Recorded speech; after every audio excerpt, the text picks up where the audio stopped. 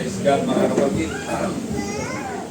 Ngayong pong umaga, nais ko lamang pong ipabatid po sa ating lahat na ngayong pong buwan ng Marso, ang ating pong paksan, ang usapan dito po sa Iglesia ay tungkol na po sa buhay. Amen? Tungkol po sa buhay. Kaya ang ating pong unang-una pong pag-uusapan ngayong unang linggo ng Marso ay meron pong pamagat na live life to the fullest. Ipamuhay ang buhay na punong-puno. Amen! So punong-puno mga kapatid. Sino ba dito ang mga buhay na buhay? Taas po ang kamay. Amen! Amen! Hallelujah! Sa kabila po ng mga pagsubok, tayo po ay patuloy na pinagkakalooban ng ating Panginoon ng isang uri ng buhay na kung saan ito po ay punong-puno. Sagad kumbaga, mga kapatid. Amen. So bago po tayo, dalato po sa ating pong pangangaral, tayo po muna yumuko at tayo po'y manalangin. Praise God. Praise God. Hallelujah.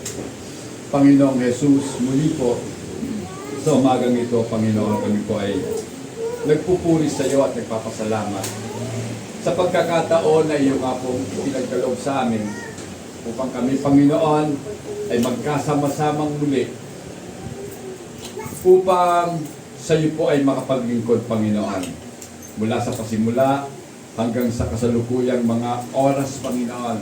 Ramdam po namin ang iyong presensya, kaya, Panginoon, kami po'y umaasa na hanggang sa pagtatapos, Lord, ikaw po ang siyang mangunguna sa amin, Panginoon. Iyong kakasangkapanin, ang iyong lingkod, ang iyong alipin, Panginoon, na sa pamamagitan niya, ang aming mga buhay ay magkaroon nga po ng kahulugan at kapuspusan, Panginoon. Lord, salamat po sa oras na ito. Ito po ang aming samo at dalangin sa iyong makapangyarihan at banal na pangalang Jesus. Amen and amen. Praise God. Live life to the fullest. Amen. So, kanina po sa ating pong Bible study, ating pong pinag-aralan ang meaning of life. Tama po yun. Kailangan talaga sa pauna pa lamang, maunawaan na po natin ang kahulugan ng buhay. But, knowing the meaning of life is one thing. Isang bagay lamang po ang nakita ko dito. Iba pong bagay ang pagkaalam natin sa kahulugan ng buhay. At iba rin po, mga kapatid, kapag ito pong buhay, itong ating kaalaman patungkol sa buhay, ay nagkaroon po ng aplikasyon sa ating pong mga pamumuhay, mga kapatid. So, knowing the meaning of life is one thing, but the application of it is another thing. Tama po yun, di ba, mga kapatid?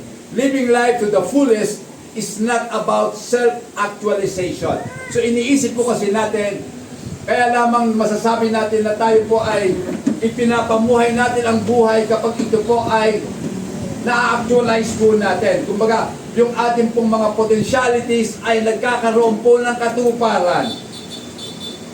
Lalong-lalo na po yung ating mga kakayanan, yung ating pong mga talento ay nagkakaroon po ng katuparan o sa wikang Ingles ay tinatawag pong actualization, mga kapatid. So, hindi po nangangahulugan na ang buhay na punong-puno ay ang hinahabol po natin yung pong pleasure ng mundo.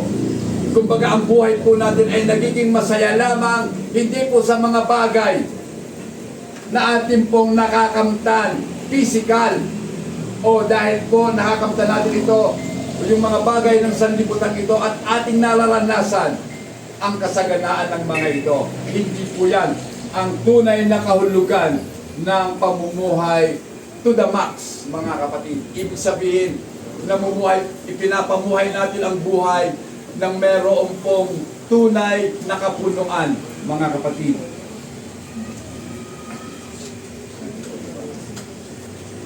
Amen. So, instead, it is finding supreme satisfaction in God alone. So, ang tunay pong kahulugan ng buhay na punong-puno ay yung pong masumpungan po natin ang pinakamataas na kasiyahan.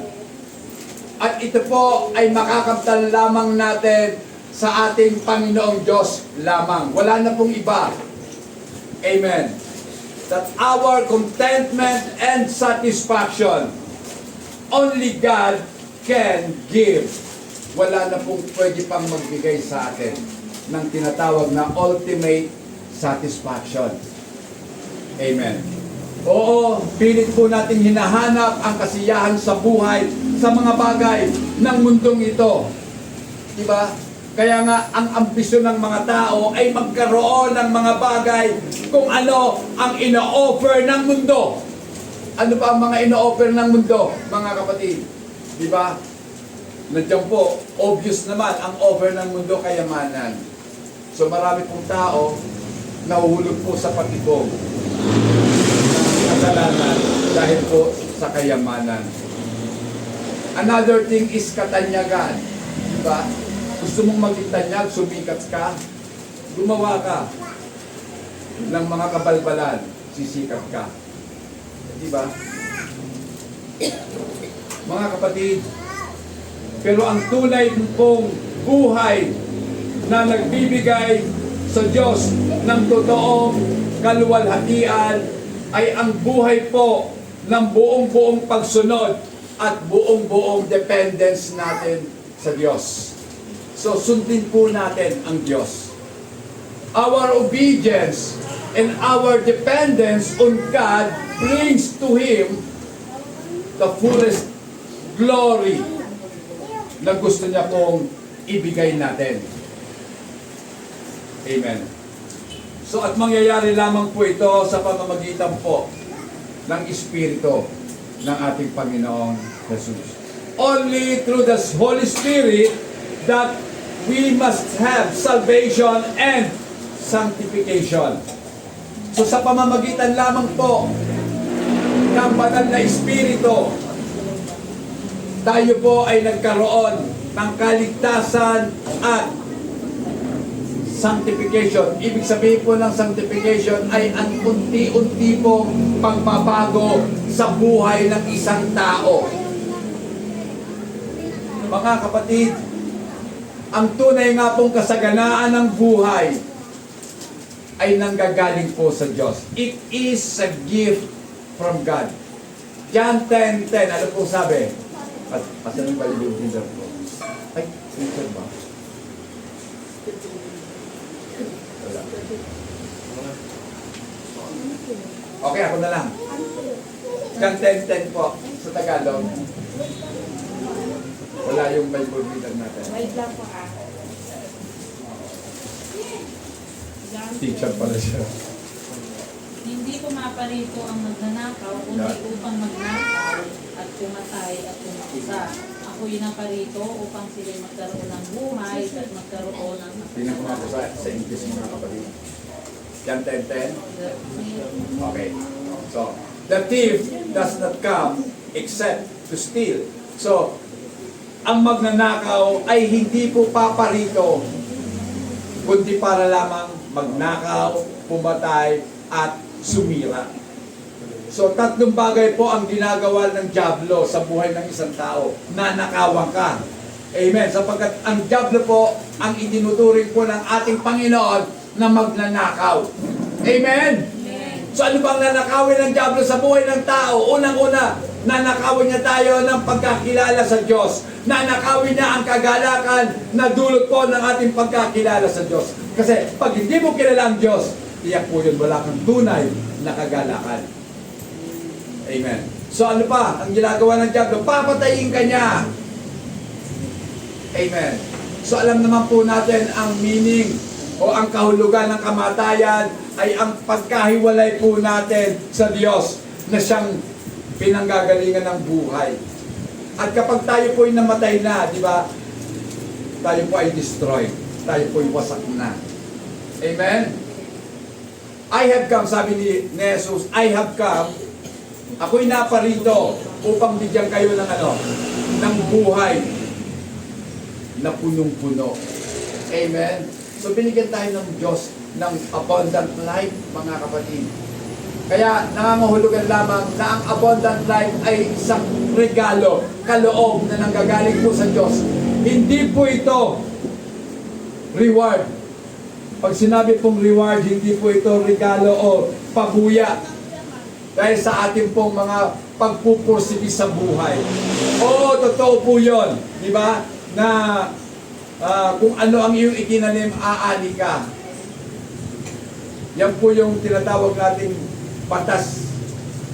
O kaya, yung tawag ba doon? Batas ng pagtatanim at pag-aani, mga kapatid. Then, ito po ang katotohanan na kapag sinabi pong abundant life, it represent spirituality, rich existence, rather than material wealth. So mga kapatid, kitang-kita po natin ang katotohanan na kapag tayo po ay pinagyaman ng Diyos spiritually, higit pa po ito sa kayamanan ng mundo. Amen? Nakita mo yung mga mayayaman sa mundo, sa palagay ninyo, bakit kaya sila yumaman? Bakit sila yumaman? Magnanakaw sila, di ba? Yung mga negosyante na mga mayayaman, bakit sila yumaman? Di ba? Sapagkat, nagtakaw din sila. Ninakawan nila ang kanilang mga manggagawa ng mga bagay na nauukol sana sa mga manggagawa. Kung ikaw po ay 10 taon na manggagawa, pero ang sahod mo ay minimum pa rin, ang employer mo magnanakaw. Bakit? Dapat po, hindi lang yan ang sinasahod mo kung ikaw ay 10 years na sa iyong pagtatrabaho. Diba? Inayayaman natin ang mga amo natin samantalang tayo busagos nila. Diba? Kaya nasaan ang katarungan? So mga kapatid, nasaan ang abundant life na tinatawag kung ang buhay po natin ay kakikitaan lamang ng mga bagay na material pero wala ka namang kapayapaan, hindi ka marunong magmahal at hindi mo alam ang layunin ng buhay mo. Amen? Mga kapatid, ang totoong abundant life, ito po yung mga characteristics na, mga kapatid. Nararanasan ng isang tao na merong masaganang buhay kung siya po ay marunong magmahal. Kung nasa kanya po ang pagmamahal ng Diyos, nang ibig kong sabihin, mga kapatid, kaya mong mahalin kahit yung taong hindi kaibig-ibig. Amen? Kaya mong magpatawad kahit na sa mga taong hindi naman marunong humingi ng tawad. Amen. Diba? Kaya mo silang intindihin. Kahit na sila ay gumagawa pa rin ng kasamaan laban sa iyo. Mga kapatid, kinakailangan taglay po natin ang buhay na masagana. Sapagkat sa buhay na masagana tayo po ay matututo sa buhay. Amen. So mga kapatid, gusto ko lamang pong bigyan po ng medyo malalim na pagtuturo yung aplikasyon po ng mabuting buhay. So, kasi alam na po natin ang definition ng life, di ba? Pero paano ba natin i-apply ang buhay sa ating mismong personal na pamumuhay?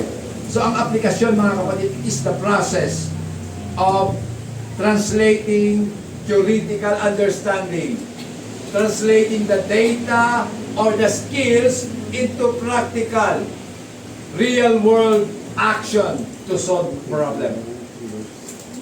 Ano ba ito? Alam ko kung ano ang kahulugan ng buhay, alam naman natin lahat yan. Pero kung paano natin i-apply ang ating kaalaman patungkol sa buhay, dito po nagkakatalo ang mga tao. Amen?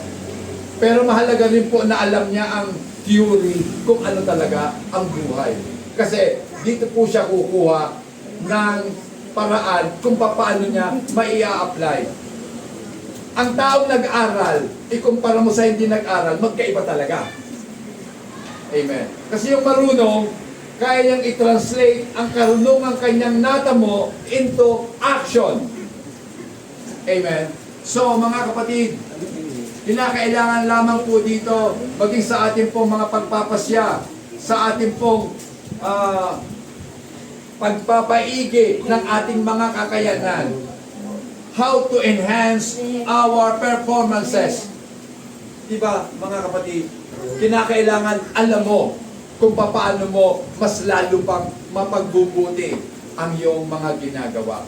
Oo, magaling ang boses mo, maganda talaga, pero may technique pala dyan at marami ka pang pwedeng gawin sa boses mo. Diba? Oo, marunong kang mangaral, pero how to deliver, yan, mahalaga po yun kung paano. Kasi yun po yung aplikasyon eh. Yung pagkaalam, tumutugon lang yan sa tanong na ano, what. Pero yung application, it is our how to do it. How we done it, mga kapatid. Amen. So ano ba ang benepisyo kapag nai-apply po natin yung ating kaalaman patungkol sa Diyos? Siyempre, meron po yung benefits, mga kapatid. Meron yan. At dito po, meron pa akong inihandang 3 na mga benepisyo kung kaya po natin may translate into action yung ating pong mga knowledge. Number 1, mga kapatid, enhance understanding. Diba? Kapag tayo po ay nag-aaral ng salita ng Diyos, hindi ba? Na-enhance ang ating mga kaunawaan. Ibig sabihin, mas lalo pang napapabuti ang ating pagkaunawa. Na-enhance eh, di ba? It is a practical application to strengthen knowledge retention. Di ba, mga kapatid, kapag tayo po ay nag-aaral, na-enhance yung ating pong memory, na-retain sa isip po natin yung mga salita na ating pong natutunan.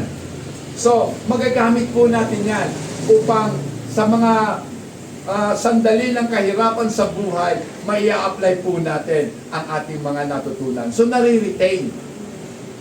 Ikalawa po na benefits, it improve our performances. So, dahil na-improve po yung performance natin, nagkaroon po tayo ng mga innovation, mga pagbabago. Diba? Mahalaga po yun. Dahil kung alam mo na hindi umubra yung unang ginagawa natin, try to innovate. Diba? Baguhin mo ang sistema mo sa buhay mo. Hindi tayo naging effective bilang lingkod ng Diyos. So anong gagawin natin? Baguhin natin ang sistema. Patay na rin po sa ating mga natutunan. And number 3, mga kapatid, dahil binago na natin ang ating mga sistema, nagkakaroon po tayo ng tinatawag na increasing engagement. Ibig sabihin, nag-i-increase, nadadagdagan ang ating pong mga paggawa, yung engagement na natin. So nag-i-engage na po tayo sa gawain ng ating Panginoon. Na ang ibig pong sabihin nito, it makes our learning more relevant and meaningful. Yung natutunan po natin, na i-apply na natin. At dito natin napapatunayan na napapanahon pala ang ating mga pagtuturo at ito nga po ay makabuluhan para sa ating mga tinuturuan. Amen. So yan po yung nangyayari kapag natutunan po natin how to apply the abundant life na ibinigay sa atin ng ating Panginoon. Di ba? Pinapasagana na tayo sa kaalaman patungkol sa Kanya. Then, ito na po yan, mga kapatid. Nandito tayo sa tribe through faith. Tayo po, pag sinabing tribe, ano bang ibig sabihin ng tribe? Nagtatagumpay.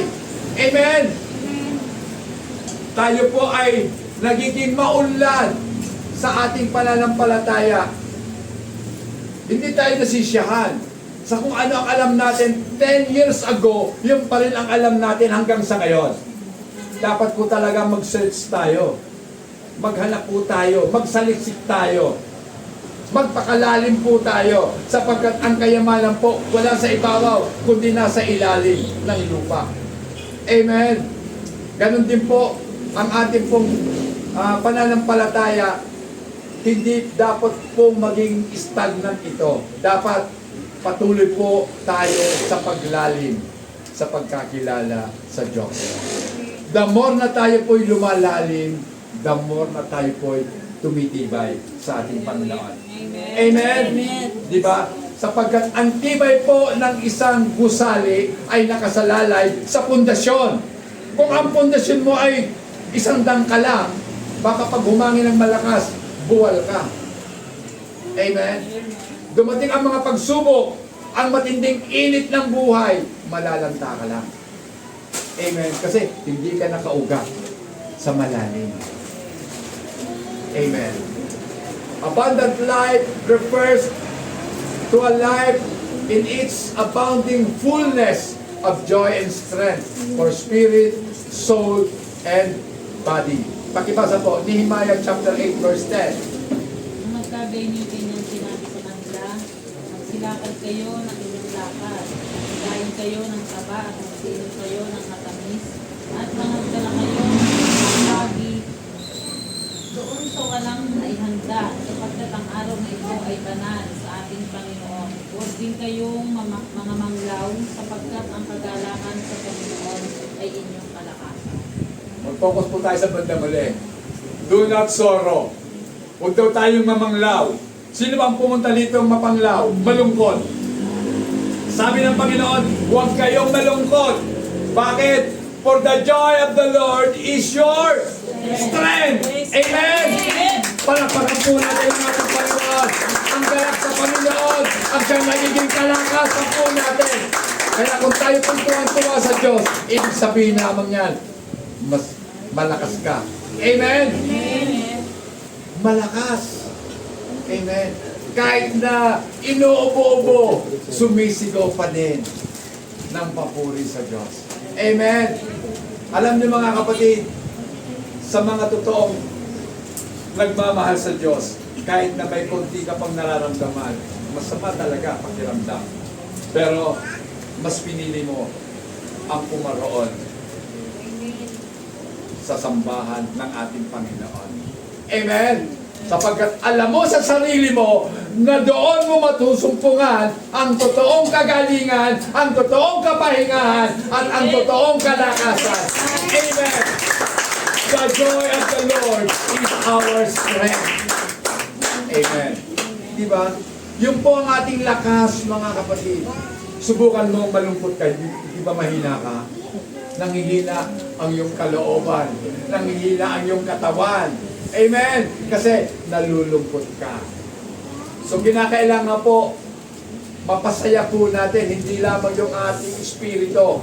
Dahil pag masaya ang espiritu, masaya ang kaluluwa ng tao. Kapag masaya ang kaluluwa ng tao, masaya ang kanyang katawan. Masigla ang kanyang katawan. Binaliktad ko po yan kasi ang dapat talaga dyan, body, soul, and spirit. So kaya ako po ginawa yan mga kapatid sapagkat alam ko na kapag masaya ang tao, ang kanyang espiritu ay malakas. Kapag malakas ang espiritu, ang kanyang kaluluwa, malakas din naman. At lalong makikita sa kanyang pangangatawan ang kalakasan na dulot nga po ng ating Panginoon. Amen. Praise God. Living for the glory of God. Amen. So, mabuhay daw po tayo. Ito na po yun, ano? Para sa kaluwalhatian ng Diyos. So, ano ba ang goal natin sa buhay? Ano ba ang pangarap natin?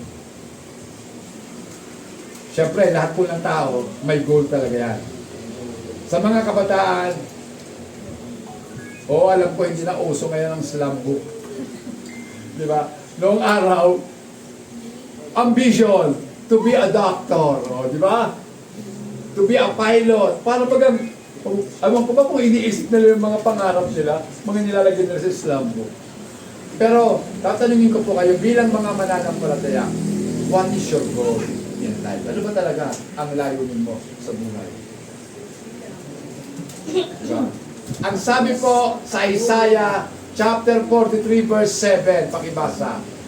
Bawat tinatawag sa aking pangalan, sila na aking ka ay para sa aking kalwaltian. Oo, yung aking inanyahan, oo, yung aking ginawa. Amen. Everyone who is called by my name, whom I have created for my glory. Tayo po ay nilikha ng Diyos para sa kanyang kaluwalhatian. Wala na pong iba pang dahilan, mga kapatid. We are created for God's glory, mga kapatid. At dahil ang sabi niya, I have formed him. Yes, I have made him. So yan po yung dahilan kung bakit po tayo nilikha ng Diyos para sa kanyang kaluwalhatian. Ang tanong, eto na, are we bringing glory to God? Nagdadala ba tayo sa Diyos ng kaluwalhatian o kahihiyan? Alin sa dalawa, mga kapatid? Kung hindi po kaluwalhatian ang dinadala natin, syempre alam mo na, kahihiyan yon. Amen?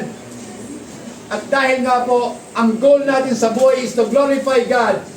Sinasabi po ni Apostol Pablo sa 1 Corinthians chapter 10 verse 31, anong sabi? Kaya nga kung kayo'y nagsisikain man o nagsisiinom man, o ano man ang inyong ginagawa, gawin ninyo ang lahat ng kaliwalhati ng Diyos.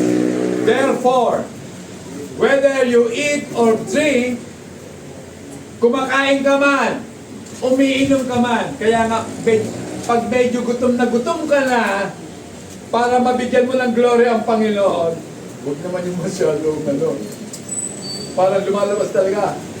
Nakikita pa lang sa itsura natin, gutom na tayo eh. Sa palagay nyo kaya, maluluwalhati ang Panginoon. Hindi po. So, paano ba ang pagkain na nagbibigay luwalhati sa Diyos? Pwede ba tayo magtanong? Pwede ba tayo sumagot? Paano yung pagkain na magbibigay glory sa Diyos? Oo nga po, nandiyan tayo, pinag-pray na natin. Okay, syempre, number 1 yun. Bago tayo kumain, magpe-pray muna. So, the way na kumakain tayo, paano natin mag-glorify ang Panginoon? Yun, narinig ko yun. Nalamnamin yung pagkain. Ngumuya-nguyain mo talaga, matagal, huwag lunok ng lunok. Ang taong gutom na gutom, lunok lang ng mulunok para mabusog agad. Pero hindi niya nalasahan yung sarap. Tama? Dahil kapag tayo po'y ngumuyang mabuti, lasak na lasak mo yung sarap. At habang nalalasak mo sarap mo, thank you Lord. Dahil masarap ang pagkain. Thank you Lord. Binigyan mo ng taste buds ang aking dila. Di ba? Na-appreciate nyo ba yan? Binigyan kayo ng Diyos ng panlasa. Sino ba dito ang mga may sakit? Di ba? Walang lasa ang kinakain? Oo. Di ba? Bakit walang lasa ang taste? Wala yung lasa ang dila natin. Walang panlasa. Kasi natatakpan ng ng mga mapuputing ang dila natin. So yun po yung nagpapawala ng lasa. Hindi mo maramdaman yung alat, hindi mo maramdaman yung anghang, yung tamis, lahat, yung asin, wala eh. Pero may solusyon dyan. Sabi ng lola ko, si lola ha, bila. Sabi ng lola ko, kumain ka ng bubot na bayabas, di ba?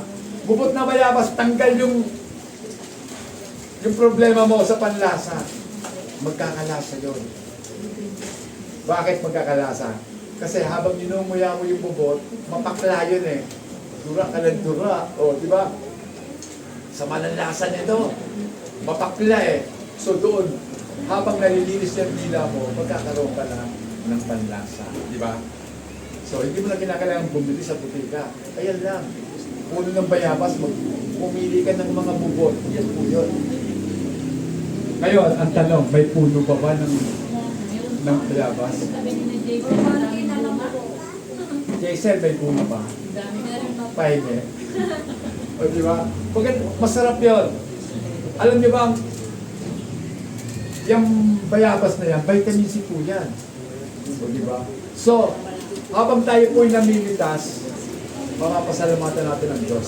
Nandito lang pala ang vitamin C sa papaya. Ay, sa papaya. Sa bayabas. Amen. Halo-halo na. Fruit salad natin nasa isip ko. Okay. So, at sabi nga po dito, ano man ang ating ginagawa, gawin natin para sa kaluwalhatian ng ating Panginoon. Amen? Tumutugtog tayo, paghusayan na natin. Amen? Di ba? Huwag kayong masiya na, ito lang kasi ang alam ko. Hindi! Alam mo, madedevelop pa yung husay mo sa tulong ng ating Panginoon. Di ba? So kinakailangan wag po tayong masyahan sa kung ano meron tayo ngayon. Lagi mo natin hingin sa Diyos, more pa Lord, more pa. Di ba? More power, more love. Yan po dapat hinihingi natin sa Panginoon. Lord, more power pa po. Bakit? Kasi I need your power upang mas lalo pa akong makapaglingkod sa aking mga kapatid. Amen? So, sa trabaho man, sa pagpapahinga man, sa anumang mga relasyon natin sa buhay, lagi po na i-glorify natin ang ating Panginoon. Amen. Sa halip, mga kapatid, na mag-focus po tayo sa ating pong personal na kaligayahan, mag-focus po tayo sa Diyos. Amen. Being Christian, we should seek with all our might, yan, to maximize the intensity and the duration of our enjoyment of God above all things. So, nandito pala, naalala ko tuloy si John Piper sa mga pangangaral niya lagi, na mas lalo po natin mag-glorify ang Panginoon kung mas lalo natin nai-enjoy ang buhay na nanggagaling sa ating Panginoon. So paano mo, bibigyan ko po kayo ng halimbawa, no? Paano natin mabibigyan ng glory ang Panginoon? Kung tayo po ay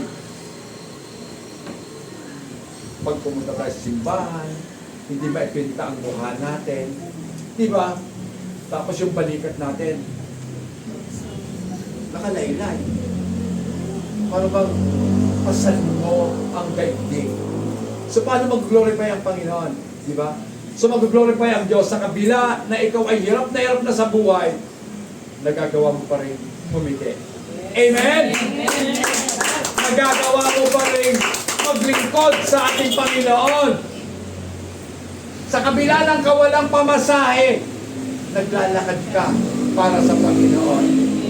Magagawa niyo ba yun? Kaya, exempted ka doon, malayo ka. Hindi ka pwedeng maglakad. Mula 13 hanggang dito. Walang tulog, Pastor. Wala sa tulog. O wala ka pang tulog, di ba? Pero, mas minabuti mo na umaten. So sa pamamagitan nito, nag-glorify ang ating Panginoon. Amen. Amen. Namamaximize po natin. So pag sinabi pong namamaximize, ano bang ibig sabihin niyan? Napapataas, napapalaki, napapalawak, napapalalim po natin ang ating pong pagkakilala sa ating Panginoon at ang ating relasyon sa Kanya. Amen. Namamaximize eh. Yung intensity ay may kinalaman po sa lakas o sidhi ng ating pong pagtitiwala sa Diyos.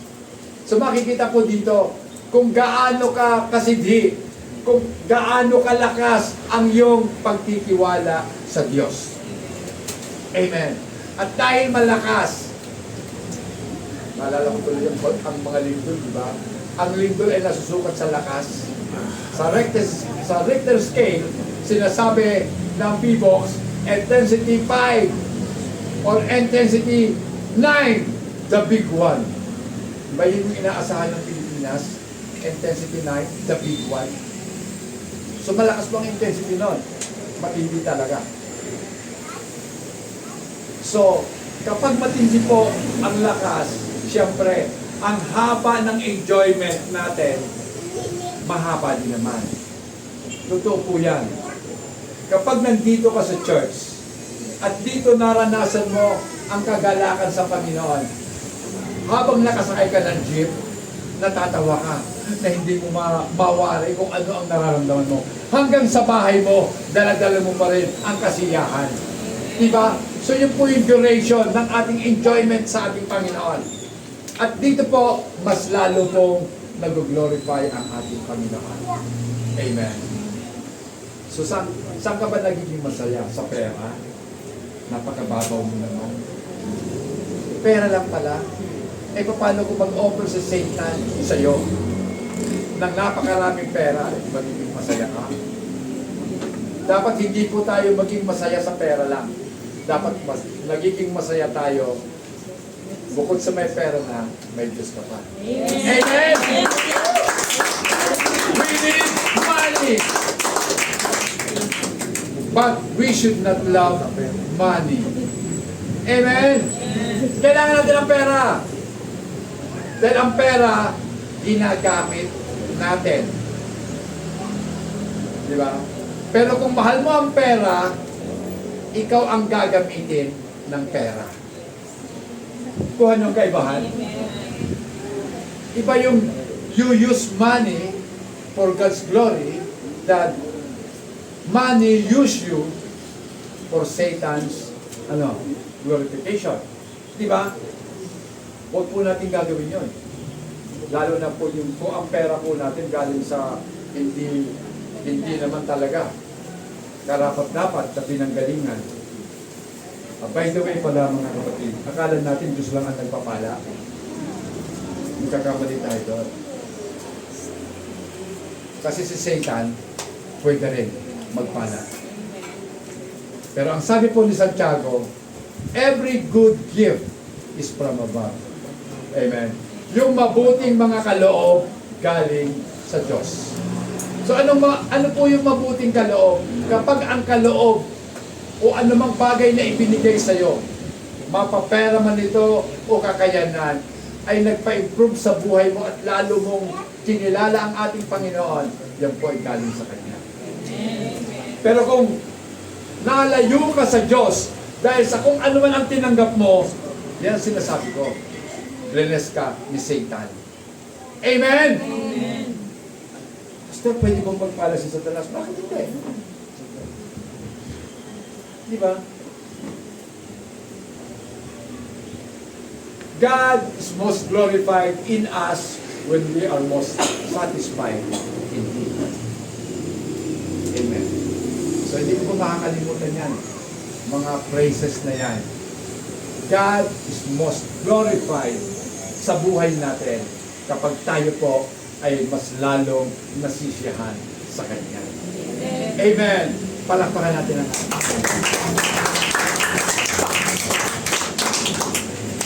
Okay, number 2 na tayo, total dependence on grace. Dapat po talaga tayo po ay umasa lamang sa biyaya ng Diyos. Amen. Dahil alam po natin ang katotohanan na ang tao po ay incapable of saving himself or perfectly obeying God. Hindi po talaga natin masusunod ang Diyos sa sarili nating kakayanan para magkaroon tayo ng fullest life. Isang buhay na masagana at punong-puno. Diba? Mga kapatid, the fullest life is one where believers rely entirely on the Holy Spirit.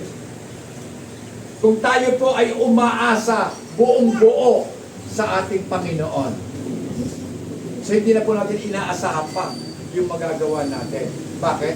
Alam niyo ba na oo, gumagawa tayo. Yan po yung katotohanan, gumagawa tayo. Pero yung nag-uudyok po sa atin, yung po nagbibigay sa atin ng desire para gumawa ay Diyos. Amen. Kung may desire ka na, wala ka namang magagawa kung wala kang kakayanan kung wala kang lakas. Diba? So yung nag-i-empower sa'yo, Diyos pa din. Amen? Amen. Kaya, ibig sabihin, yung desire at empowerment, lahat galing sa Diyos. sa makatuwid ang kapurihan, papuri sa Diyos. Amen! Para lamang sa Diyos. At ito po yung magaganap lamang kapag tayo po ay natutong pumatay sa ating pong mga kasalanan. We must mortify the deeds of sin within us. Kasi alam natin, meron tayong indwelling sin, di ba? Kung meron po tayong indwelling sin, nakakalimutan natin, meron din tayong indwelling spirit. Amen? Amen. Kung may kasalanang nananatili, ang Espiritu ng Diyos nananatili din sa atin. Kaya may labanan. Amen? May laban talagang nangyayari. At dahil nga po, namomortify na o napapatay na natin ang kasalanan, ito po'y nagbubunga sa atin ng matuwid na bunga. Righteous fruit, mga kapatid. Bakit hindi plural yung fruit? Sapagkat ang bunga ng Espiritu, pagkapat siya, pero in a cluster. Tama? Magkakasama po sila. Hindi po dapat sila maghiwa-hiwalay. At isa po sa pinakamahalagang bunga, bukod po sa pagmamahal, kapayapaan, ang susunod po para sa akin, self-control. Amen? Kasi mahalaga yung self-control eh. Galit ka na, mawawala na, maiinis na talaga ako. Pero dahil kontrolado mo sarili mo, hindi ka naiinis. Amen? So, namamahal mo pa rin yung mga taong hindi kaibig-ibig. Amen? Kapag nagdesisyon ka, iniisip mo, sa akin pang gagawin, sino bang magbe-benefits? Ako? O ako lang ba? O kinakailangan sa bawat kapasyahan ng buhay ko, dapat lagi kong isa sa alang-alang, I must first consider others bago ako. Tama ba? Isipin mo muna ang kapakanan ng iba bago sarili mo. Yan po ang aral ni Kristo. Kaya nga, love others as you love yourself. Hindi ko naman sinabi as you hate yourself, ha? As you love yourself. Kung mahal mo ang sarili mo, mahalin mo muna ang iba. Amen. Yan po yung righteous na bunga ng Espiritu sa buhay ng tao. Amen.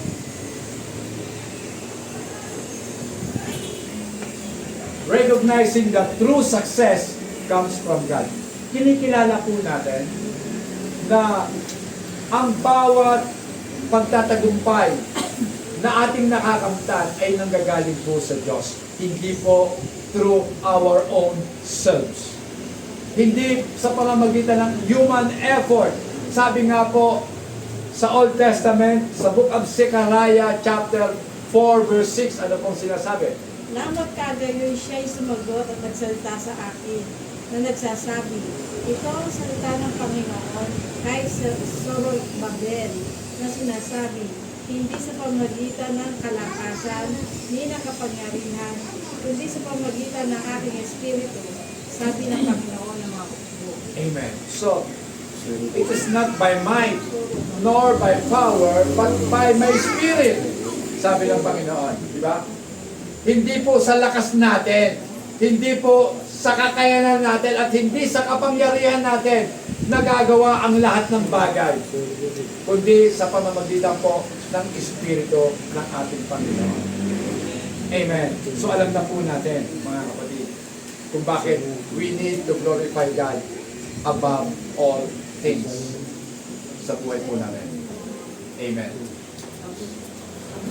Next na po tayo. Ano po? Okay. Abiding in Jesus, yeah, our source of life.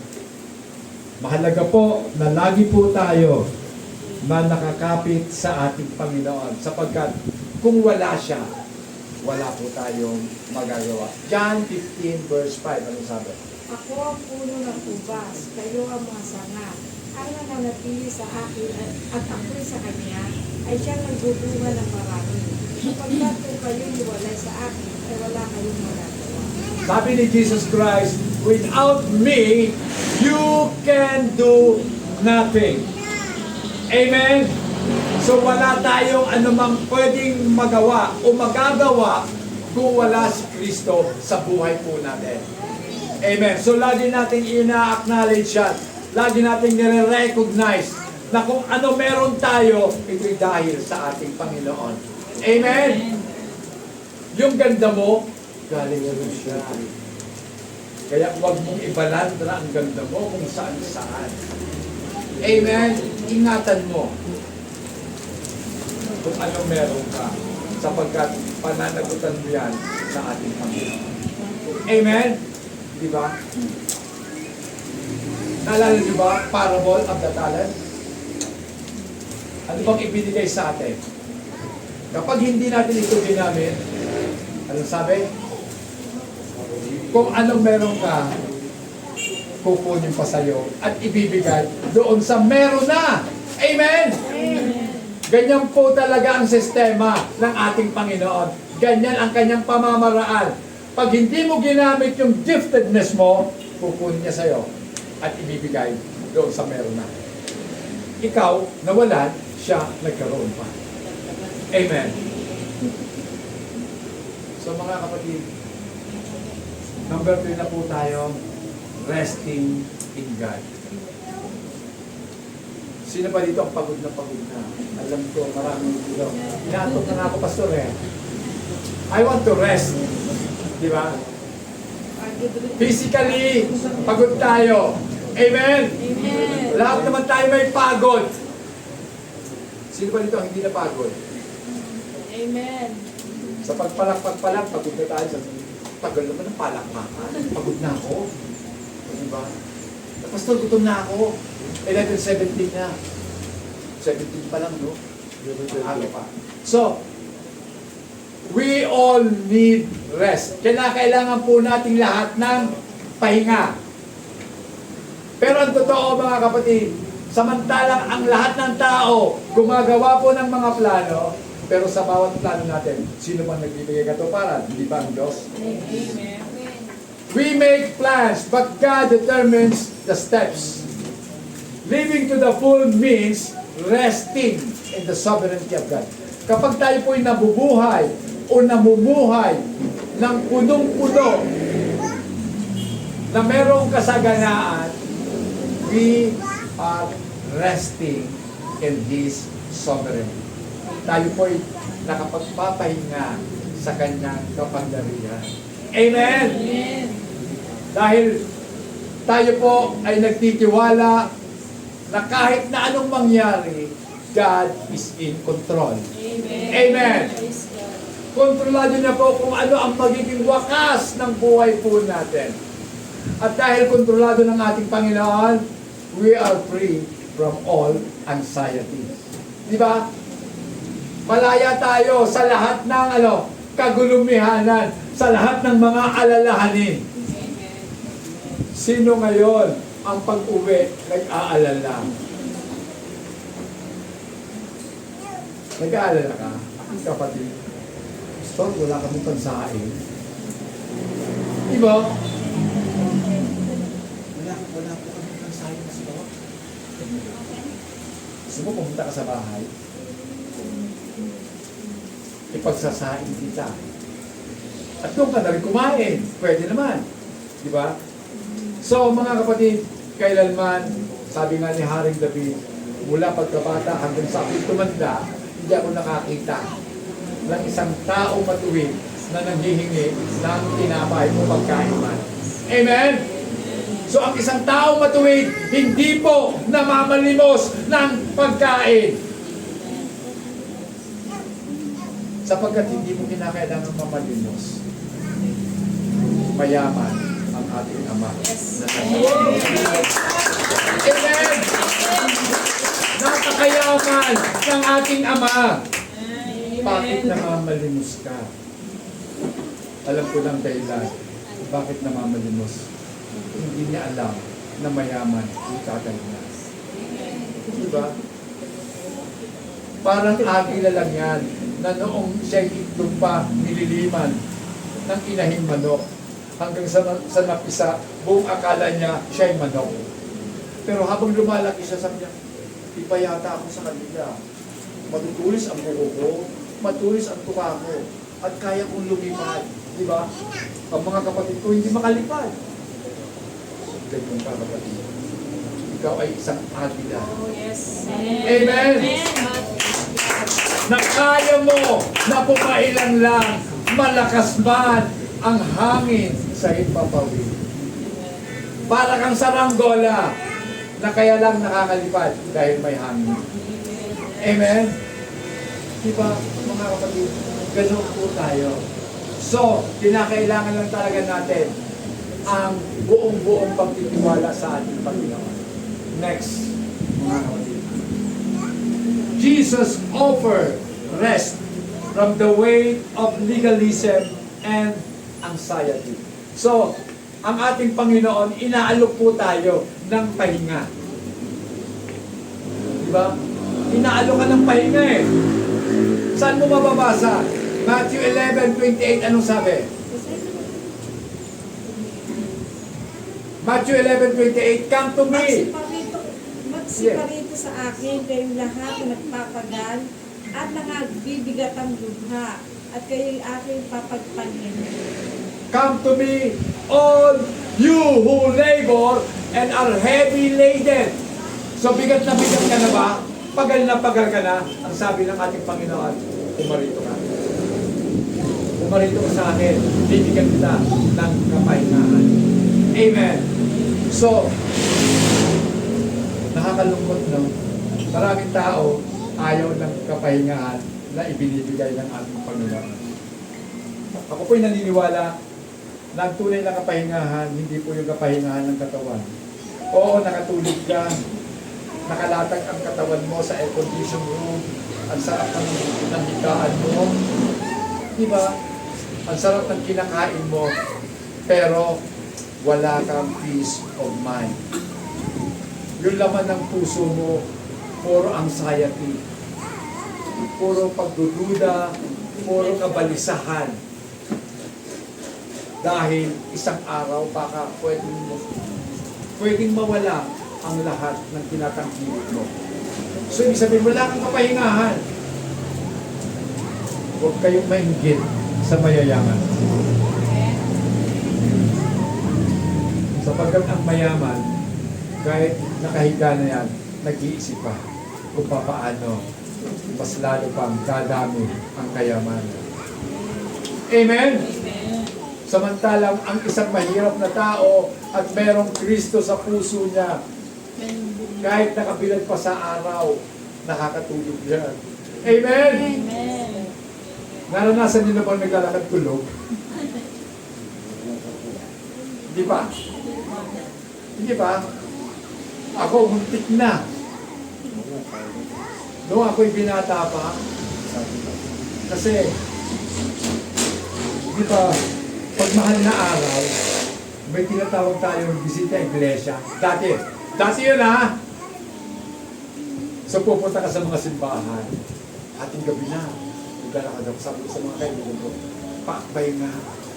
Antok na talaga ako. Makakatulog ako. So napapapikit ako. So nakakatulog ako saglit lang. Pero naglalakad ako. Mahirap po yun. At meron naman po talagang naglalakad na tulog. Tama? Parang hindi tayo maniwala. May anak po akong ganyan. Dati. Sister Senisi, di ba? Alam niya yun. Naglalakad tulog. Biglang bumangon, natutulog kami. Pagtingin ko, nakatulog ang mata. Naglalakad. O, pag ginising, gulat siya. O, di ba? Sleepwalker, tawag po doon. So, tulog, naglalakad. Walang kapahingahan ang isip. Amen. So, subalit ang Diyos po natin, nagbibigay po ng kapahingahan. Si Jesus po ang katugunan sa mga lumang tipang kautusan na siya ay nagpo-provide po ng spiritual rest grace and salvation rather than just a day of physical cessation. Kasi sa Old Testament, kinakailangan mo magsabat, magpahinga pag araw ng Sabat. Amen? Pakibasa nga. Gusto kong talakayin natin. Hebrews 4, 9-10. Ano sabi? Kaya't may natitira pang isang pagmamahingang sabat para sa bayan ng Diyos. Tempo. Sapagkat ang pumasok sa kanyang kapahingaan ay nagpahinga rin sa kanyang mga gawa, gaya ng Diyos sa kanyang mga gawa. Yeah. So, kung sa Old Testament, ang kapahingahan po nila, just one day. A week. Tama?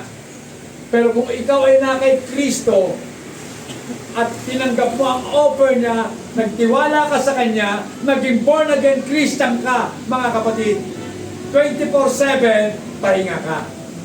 Amen! 24/7, nagpapahinga po tayo. All the day long, pahinga ang tao na na kay Kristo. Amen! Pagdating sa kaligtasan, wala tayong inaalala eh. Hanggang nandiyan dyan ang faith na ibinigay ni Jesus sa iyo, ligtas ka. Pastor, grabe ka naman. May faith? Faith lang, ligtas na. O sige, anong gusto mo? Naligtas ka dahil sa mga ginagawa mo aside from faith? Hindi mo kinakailangan ng faith para maligtas ka, sabi nila. Hindi, gumawa ka lang ng mabuti, maliligtas ka. Sino may sabi mo? Hindi po biblical yan. Ang tunay na kaligtasan ay masusumpungan lamang kay Kristo. At mapapasayo dahil sa pananampalataya mo sa Kanya. Amen. Kaya kung mawala yung faith, malamang hindi ka maligtas. O kaya hindi ka tunay na ligtas. Amen. Kasi ito ang analogy, mga kapatid. Ano bang ibig sabihin ni Jesus nung sinabi niya, walang sino man ang pwedeng makaagaw sa inyo sa kamay ng Ama. At inulit ng ating Panginoon, walang makakaagaw sa inyo sa aking mga kamay. So kung walang makakaagaw, hindi ka mawawala sa ating Panginoon. Tama? Pastor, paano kung gumawa ako ng masama? Kung gagawa ka ng masama, mag-isip ka. Kasi walang anak ng Diyos ang deliberately gumagawa ng kasamaan. Amen? Pag sinabing deliberately, sadyang ginagawa ang kasamaan. At kapag gumawa siya ng masama, wala siyang nararamdamang guilty feeling sa kanya. Kaya hindi siya makakapag-repent. Kasi wala ka namang naramdaman eh. Hindi mo ako nagkasala eh.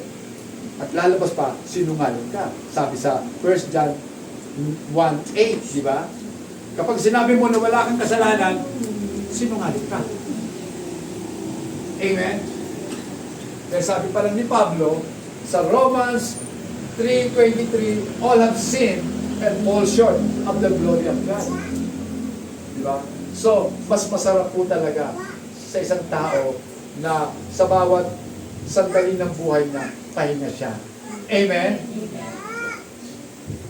Papahinga. Okay. Tuloy na po. Tapos na tayo sa pahinga. Ngayon, eto ang walang pahinga. Pressing through struggles. Diba? Nagpupumilit po tayo sa kabila ng mga struggles na ating nararanasan. Pastor, anong ibig sabihin ng struggle? Pakikipaglaban yan, di ba? Pakikipagbunok. Labanan. So, sa kabila ng merong labanan, nagpupumilit po tayo. Christian life is not about immediate perfection. Totoo naman yon, na hindi naman talaga nakukuha ang pagiging perfect sa isang sandali lang. Sabi nga sa mundo, a lot of practice makes it perfect. Di ba? Sa dami-dami ng ensayo, mape-perfect mo din yan. So, ganun din sa ating Panginoon. We cannot be immediately perfect. But, ito na, ang katotohanan, we are daily transformed by the Word of God. So, tinatransform po tayo ng Diyos through our sanctification. Kaya nga po, by means of sanctification, we are being transformed by God. Amen? So, paano tayo tinatransform ng Diyos? Through His Word. Sa Romans 12:2, anong sabi? Pakibasa nga po, Romans 12:2, anong sabi dyan? 12:2. At huwag kayo magsiayon sa sanlibutan ito, kundi mangiba kayo sa pamamagitan ng pagbabago ng inyong pag-iisip, upang mapatunayan ninyo kung alin ang mabuti at kaaya-aya at lubos na kalooban ng Diyos. So, we all need to be transformed in our minds. So, kinakailangan talaga mabago ang ating kaisipan. Paano mababago? Through the Word of God. Salita ng Diyos ang pwedeng magbago sa atin. Sa madaling sabi, si Kristo lang ang pwedeng magbago sa tao. Para mapatunayan po natin kung ano ang mabuti. What is good and acceptable. Yung katanggap-tanggap at sakdal na kalooban ng Diyos. Amen. Akala natin, yun na ang will ng Diyos sa'yo, hindi pa na. Meron siya na perfect will para sa'yo. Kaya huwag natin sabihin, alam ko na ang will, alam ko na ang gusto ng Panginoon para sa akin. Ito yun eh. Hindi eh. Kasi, the more na lumalalim tayo sa Panginoon, the more na madidiscover natin yung nais niya sa buhay po natin. Amen. So we must lean on Christ and grow into His likeness. Tayo po ay dapat lumago patungo sa pagiging katulad ni Kristo. Amen? Dapat tayong lumago eh. So, sino po ba dito ang gustong lumago? Ako po gusto ko pa lumago. I need more sa ating Panginoon. Gusto ko pa lumago. Na habang nabubuhay po ako, wala pong retirement na pinirman ako sa Panginoon. Hanggang buhay, hanggang may magagawa, gumawa para sa Diyos. Amen. Di ba mga kapatid? So, the ultimate goal of our salvation is not merely escaping hell. So, hindi lang tayo tatakas mula sa impyerno. Kundi, ang gusto po natin, mga kapatid, ma-transform tayo into Christ's character and nature. Tulad nga po na sinasabi doon sa Romans 8:29, pakibasa. Sapagkat yung mga naguna pa'y kanyang nakilala, ay itinalaga naman niya na maging katulad ng larawan ng kanyang anak, upang siyang maging panganay sa maraming magkakapatid. Alam niyo mga kapatid, bakit pa gusto-gusto natin? O bakit gusto-gusto ko ang sulat ni Pablo sa mga taga-Roma? Kasi po, yung Book of Romans is doctrinal. Lahat po yan aral. Mula chapter 1 hanggang chapter 11, puro po aral yan. At yung chapter 12, application ng mga aral. At dito sa 8, itong sabi ni Pablo, for whom he foreknew. So bago ka pa ipanganak, kilala ka na ng Diyos. Kaya ba yun ng Diyos? Siyempre. Kaya. Bakit? Siya nga po yung author ng buhay po natin. Diba? So bago magkaroon ng pelikula, yung mga scriptwriter, tapos na ang kwento. Ayaw ko ba ngayon sa mga teleserye, habang kumikita, pahaba ng pahaba. Pero tapos na yun ha. Yung script nila tapos na. Habang nagre-rate tayo, number 1 sa rating. So habaan pa natin. Ganun po. Pero ang totoo po talaga, ang totoong script ng Diyos, bago ka pa ipinanganak, pinangalanan ka namin. At nandoon na yung time. Yung timeline mo nandoon na. Sa ganitong panahon, ipapanganak ka. Sa ganitong panahon, tatawagin ka ng Panginoon. Alam niya na lahat yun. Kaya nga. For whom He foreknew, He also predestined. So meron pong tinatawag na predestination. itinatalaga ka na ng Diyos. Wala ka pa, itinalaga ka na. Para maging maging katulad sa image sa kanyang anak.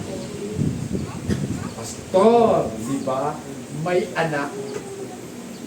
Kung may anak, may ama. Tama, di ba? Tama naman yun, di ba? Tama ka sa yung sinabi, kapatid. Kung may ama, may anak. Pero, sabi nga ng ating Panginoon, ako, sino ba si Jesus? Kilala natin siya bilang anak, di ba? Ako, si Jesus, ang anak. At ang aking ama, isa lang. Paano mo i-reconcile yun, mga kapatid? Yung ama nasa langit, yung anak nasa lupa, pero isa lang sila. How come? Sa hindi nakakaintindi, mahirap unawain. Sa naniniwala kay Jesus, madali intindihin. Amen? Amen po ba? Amen. Ba sa akin po, amen na amen ako doon. Dahil kaya ko pong ipaliwanag yan. Sa tulong ng Panginoon.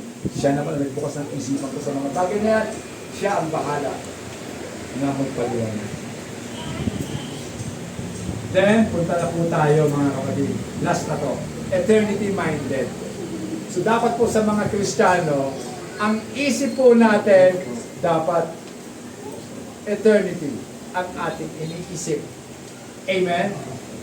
The present life is viewed as vapor. Alam natin, sa Bible study natin, noong Wednesday, di ba? Ang buhay ay parang usok lamang. James 4:14, di ba? Well, as you do not know what will happen tomorrow, hindi mo alam kung anong pwedeng mangyari bukas. For what life is for? Ano nga ba talaga ang buhay? It is even a vapor that appears for a while, for a little time, then vanishes away. Ganun po ang usok. Nag-a-appear sa isang sandali at pagkatapos mawawala na. Ganun ang buhay natin. Sister Jenny, tinuro mo yan, di ba? Ganun ang buhay, napakaiksi lang. Kaya dapat ang prayer po natin, katulad ng prayer ni David, Lord, teach us to number our days. Di ba? Turuan mo kami, Panginoon, na matutong magbilang, na matutong magpahalaga ng aming mga kaarawan, sapagkat ang buhay ay napakaiksi lamang. Parang usok. Di ba? Minsan, ang usok po ng eroplano sa bandang taas, tumatagal. Matagal din yun, di ba? Makikita natin yung trail ng usok nila. Depende po yan sa layer yata ng atmosphere na naabot na. Kaya matagal mawala kasi wala nang hangin doon. So, pero kapag nandito lang yan sa mababa, ano pang mababa na itong atmosphere? Kasi pagkaya ka sa taas, stratosphere na yon. So, madali lang mawala dito sa atmosphere natin ang usok. Kasi vapor lang yan eh. Di ba? Parang water vapor. Kapag nainitan na, nawawala na. Parang hamog lang, mga kapatid. May nagulat. So, fullness of life comes from investing in things that last for eternity. Matuto po tayo mag-invest. Amen? Lagi ko pong sinasabi yan, gusto mong yumaman, mag-invest ka. Dito sa lupa, investment number 1 yan, dapat. Mas lalo na sa spiritual, mag-invest ka sa langit. Ang investment sa lupa, pwedeng mawala. Alam niyo ba, ang balita, gera na. Alam niyo yun? Ang Israel, then ang Amerika, binubomba na ang Iran. Ang Iran, lahat ng mga may military bases ang Amerika, binubomba sa Middle East. At ang sabi nga, maging ang China daw kikilos din, laban sa Pilipinas, sa Japan, at sa Korea. O, di ba? So, mag-invest tayo dito, walang mangyayari. Pag nagkagera, lahat ng investment mo, wala. Tatakas ka, alam nga naman, daldal mo mga papeles mo. O, di ba? Wala kang dadalhin, kundi Sarili mo lang. Baka hindi ka na nga magdala ng laptop eh, hindi ka magdala cellphone lang. Kaya pag gera na, wala ng cellphone. Yung signal. Walang signal, wasak ang mga ano. Okay lang kung nakasubscribe ka kay ano, Starlink. Kilala nyo kung kanino yon? Kay Elon? Oh. So kung wala, mga kapatid, wala talaga. Wala pong hinaharap ang investment sa lupa. So mag-invest po tayo doon sa walang hanggan. Pakibasa po, 2 Corinthians 4:18 anong sabi? 4:18. Samantalang kami ay nagsisitingin hindi sa mga bagay na nakikita, kundi sa mga bagay na hindi na nakikita. Sapagkat ang mga bagay na nakikita ay may katapusan. Sapagkat ang mga bagay na hindi na nakikita ay walang hanggan. Amen. So tandaan po natin yan ha. Lahat ng nakikita natin, mawawala. Amen? Mawawala yan. Kaya, ang tawag dyan, Sister Jenny, di ba? Temporary lang yan. So bakit mo naman gugustuhin yung mga temporary? Kung meron namang permanente. Amen? Bakit ko ipagpapalit yung pansamantala doon sa walang hanggan? Amen? The things which are seen are temporary, but the things which are not seen are eternal. So ano ba yung mga bagay na hindi nakikita? Siyempre, nakita mo na ba ang Diyos? Hindi. Nakita mo na ba ang pagmamahal mo, yung love mo? Hindi. Kasi feeling yun eh. Di ba? Nararamdaman. Spiritual. Hindi ko nakikita, pero nararamdaman. Katulad ng hangin. Hindi nakikita, pero kung tumapat ka sa electric fan, ramdam mo, may hangin. Amen? Ganyan ang Espiritu ng Diyos. Hindi nakikita, pero nararamdaman ng tao. Amen? Kapag pinuspos ka ng Espiritu, masaya ka. Amen? Natatawa ka kasi hindi mo kawarin. Amen? Sarap. Sarap sa pakiramdam. Nagpupuri ka. Masaya ka pero naiyak ka. Amen? Sabay sa pagtulo ng luha, pagtulo ng uhog mo, at kasabay ang laway mo, tumutulo din. Amen? Pero wala kang ano ha. Hindi ka nauulol. Ano yun? Aso, naglalaway. Ulol. At tao po, hindi. Tumutulo ang luha, tumutulo din po. Bisan ang uhog natin, kasama sa pagtulog. Diba? So yan po yung nangangahulugan mga kapatid, na tayo po nag-i-invest sa kalangitan. Diba? Kung gusto mo mag-invest, pupunta ka. Mag-deposit ka. Diba? Sa bangko, ay ngayon pala hindi na. Meron ng online. Diba? May online deposit. Kaya paano ba pwede pang online din yung pera mo? Ay, pwede rin pala, no? Oo nga pala. Lord, paano yun? May mga online na doon. Pastor, i-online ko na rin yung aking pagpupuri sa Diyos. Paano yun? Pwede ba Sister Wen? Online pagpupuri? Hindi pwede, di ba? Dapat ang lahat ng bagay sa mundo, kung ito man ay naka-online, mawawala din yan. Amen? Pag nangyari na po yun, AMP, ano ba yung PAW? AMP? AMP, anong ibig sabihin? Yeah. Diba? Kapag nangyari po yun, wala lahat. Lahat po ng mga gadget natin, lahat ng masasakyan, tigil lahat yan. Lahat kasi computerized, di ba? Lahat computerized. Akala nila ang kotse hindi. Computerized po yun. Lalo-lalo yung mga Ford na yan.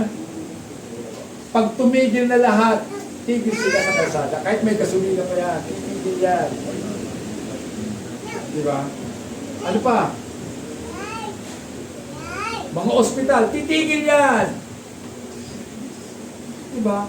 Kasi yung grid na pinanggagalingan ng kuryente natin, tigil. Gasolina, yung nagpapump, titigil. Wala, lahat, tigil. Ang buhay titigil. Pero ang na kay Kristo, magpapatuloy. Amen? Lahat po tayo na umaasa sa ating Panginoon ay magpapatuloy. Christians are to rely on faith over sight, especially during difficult times. Darating po talaga ang mapanganib at mahihirap na sandali sa buhay ng tao na kung saan sasabihin nila wala nang pag-asa. Pero dahil ikaw ay na kay Kristo, alam mo sa sarili mo, si Kristo ang pag-asa ng buhay. Amen. Kaya nga po mga kapatid, dapat iset natin, ilagak natin ang ating kaisipan sa ating Panginoon. Sa mga katotohanan ng Diyos, na kung saan nakapaloob po doon ang mga makalamit na pagpapahalaga. Katulad po ng pananampalataya, pagmamahal at kapayapaan at ang patuloy na paghahari ng ating Panginoong Jesus sa ating pong mga buhay. Colossians chapter 3 verse 2. Ilagak ninyo ang inyong pag-iisip sa mga bagay na nasa itaas, huwag sa mga bagay na nasa ibabaw ng lupa. Amen. So, maliwanag po sila sabi yan. Ituon natin ang ating kaisipan. Ilagak natin ang ating mga naisip sa mga bagay na nasa itaas, hindi sa mga bagay na nasa sanlupa. Then, conclusion na po tayo. Conclusion na po. Okay. Prioritize spiritual growth by focusing on activities that nurture the spirit and combat worldly anxiety by anchoring thoughts in Christ's eternal promises. Sabi dyan, prioritize. Unahin natin. Amen. Gawin natin pangunahin ang paglagong spiritual sa pamamagitan ng pag-focus po natin sa mga aktibidad na nagno-nurture. Ano ba yung nurture, mga kapatid? Pag sinabi pong nurture po natin, tayo po ay pinapakain. Amen. Kasi ang salita po ng Diyos, pagkain po natin yun, di ba? So, nano-nurture tayo ng Word of God. At dahil po tayo ay nano-nurture ng Word of God, we are being protected by God. Amen. So ano pa? Tinitrain tayo para i-develop. Amen. So nurturing our abilities. Di ba? Tinitrain tayo. Kahit nahihirapan, wala namang pong training na madali. Lahat ng training, mahirap. Pero tinitrain tayo ng Diyos sa mundo nito na punong-puno ng hirap. Kasi darating ang panahon, maghihirap ang mundo. Ang magsusurvive lang, yung mga na-train sa kahirapan. Amen? Amen. Kaya nga po, wala po sa New Testament na pangako ang Diyos na pagyayamanin niya ang mga anak ng Diyos. Wala. Sa Old Testament, meron. Bakit? Kasi ang pinangako ng Diyos sa Old Testament, lupa. Lupang pangako. Dahil ang pangako ng Diyos sa kanyang mga anak, heavenly kingdom. So, wala doon. Hindi ka naman pwede magdala dito, dadala mo sa heavenly kingdom. Katawan nga natin, papalitan eh. Di ba? Ng katawang ukol at angkong sa kalangitan. So mga kapatid, anchor. Ano ba ang kahalagahan po ng angkla? Sa isang saling makaluma ng bagong tipan, ang angkla ay tinatawag nilang sinipete. Sinipete. Angkla pala. Angkla. So ang angkla mga kapatid, sa mga seaman, si brother, wala lang kasi. Diba? So, ang angkla, siya po yung nag-i-stabilize ng barko kapag masama ang panahon. Pag hinulog na yan, hindi na siya mag-drift. Hindi na siya aanurin ng current kasi naka-angkla. Diba? Naka-angkla na siya. So, stabilizer po yun. Ang buhay po natin, we need an anchor. At panghuling talata, mga kapatid, Genesis. Yan. Natutod na ba ako?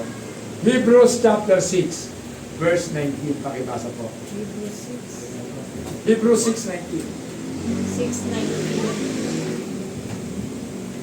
Sige po. Na ating inaring tulad sa sinapete ng kaluluwa, isang pag-asa na matibay at matatag at pumapasok sa nasa loob ng kabing.